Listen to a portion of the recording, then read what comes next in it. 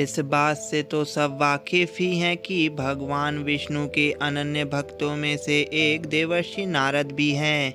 भगवान विष्णु के परम भक्त नारद जी सृष्टि के रचयिता ब्रह्मा जी के पुत्र हैं। श्रीमद् भागवत और वायु पुराण के अनुसार नारद जी का जन्म ब्रह्मा जी की जंघा से हुआ था।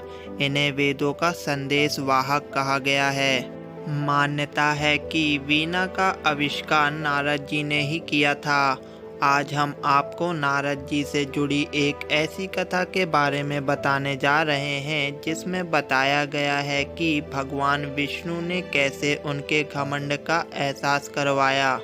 एक पौराणिक कथा के अनुसार नारद मुनि पृथ्वी का भ्रमण करते हुए एक नगर पहुँचे, जहां उनके एक खास भक्त जो कि उस नगर के सेठ थे, नारद जी की खातिर करने के बाद उन्होंने नारद जी से प्रार्थना की कि आप ऐसा कोई आशीर्वाद दें कि जिससे हमारे घर संतान का जन्म हो जाए।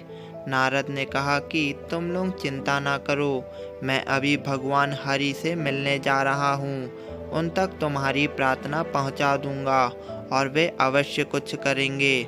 नारद विष्णु धाम विष्णु से मिलने गए और सेठ की व्यथा बताई।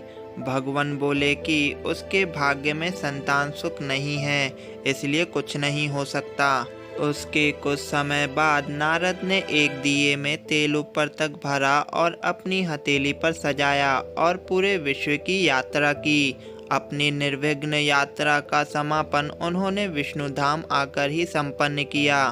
इस पूरी प्रक्रिया में नारद को बड़ा घमंड हो गया कि उनसे ज़्यादा ध्यानी और विष्णु भक्त कोई और नहीं। अपने इसी घमंड में नारद पुनः पृथ्वी लोक पर आए और उसी सेठ के घर पहुँचे। इस दौरान सेठ के घर में छोटे छोटे 4 बच्चे घूम रहे थे। नारद ने जानना चाहा कि यह संतान किसकी है, तो सेठ बोले आपकी कृपा से ही है। नारद इस बात से खुश नहीं थे। उन्होंने दोबारा सेठ से पूछा, जो भी बात है मुझे सब सच बताओ। तब सेठ ने कहा, एक साधु हमारे घर के सामने से गुजर रहे थे और बोल रहे थे कि 1 रोटी दो तो 1 बेटा और 4 रोटी दो तो 4 बेटे। मैंने उन्हें 4 रोटी खिलाई। कुछ समय बाद मेरे 4 पुत्र पैदा हुए।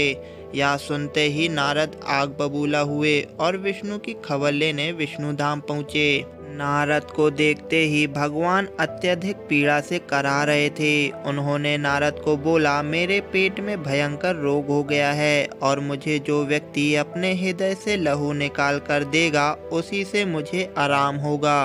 नारद उल्टे पांव लौटे और पूरी दुनिया में विष्णु की व्यथा सुनाई, पर कोई भी आदमी तैयार नहीं हुआ।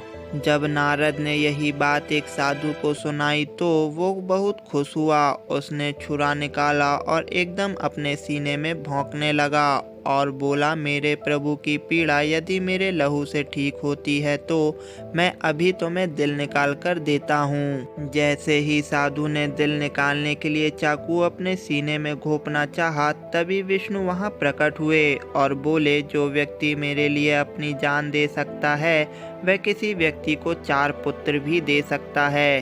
साथ ही नारद से यह भी कहा कि तुम तो सर्वगुण संपन्न ऋषि हो, तुम चाहते तो उस सेठ को भी पुत्र दे सकते थे। इस बात को जानकर नारद को अपने घमंड पर बहुत पश्चाताप हुआ।